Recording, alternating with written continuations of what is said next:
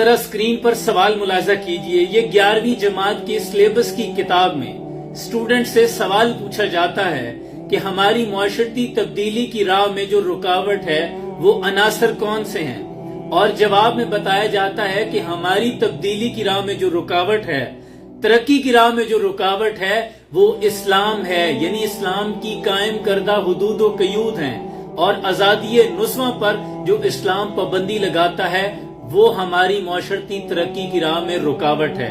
और इस्लाम का कायम करदा पर्दा है औरतों के लिए, वो रुकावट है, और सूद है जो राह में रुकावट बन रहा है। इकबाल ने फरमाया, इन गुलामों का ये मसलक है कि नाकिस है किताब के सिखाती नहीं मोमिन को गुलामी के तरीक।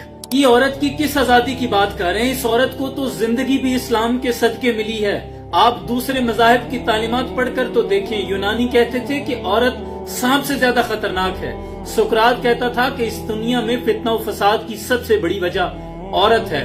बोनाव्यूटिकर कहता था कि औरत उस बिच्छू की मानित है जो हर वक्त डंग मारने पे तुली रहती है। और यूहन्ना कहता था कि औरत शर की बेटी है। और रोमन कैथोलिक फिरके के मुताबिक औरत उनके मुकद्दस मकामात पर जा नहीं सकती और उनके मुकद्दस कलाम को छू नहीं सकती। और ईसाइयों की सबसे बड़ी हुकूमत रहमतुल कुबरा में औरतों के साथ लौंडियों सा जानवरों जैसा सलूक किया जाता था। और अरब में इस औरत को पैदा होते ही जिंदा दरगो कर दिया जाता था। वो पत्थरों का जमाना था, लोग पत्थर के थे। फिर एक रोज इब्तदा हुई मोहब्बत की, जिस सुहानी घड़ी चमका तैबा का चांद, उस तिले अफरोज साथ पे लाखों सलाम, जिनके आने से मुरझाई कलियां खिली, उस गुलेबाद मोहब्बत पे लाखों सलाम, शमाए बज़्म रिसालत पे बेहद दुरूद, मुस्तफा जान रहमत पे लाखों सलाम।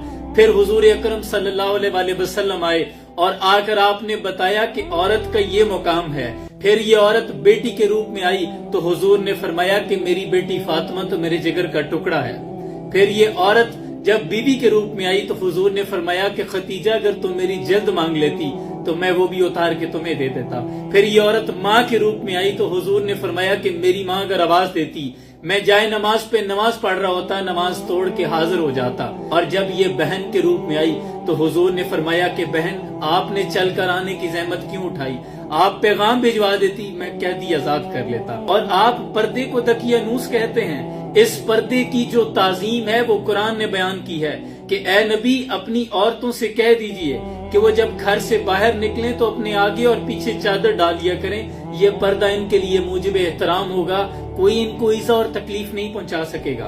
और सूद के खिलाफ अल्लाह और उसके रसूल सल्लल्लाहु अलैहि वसल्लम की तरफ से ऐलाने जंग है। कुरान उठाकर देखिए, ये zero tolerance no compromise policy है।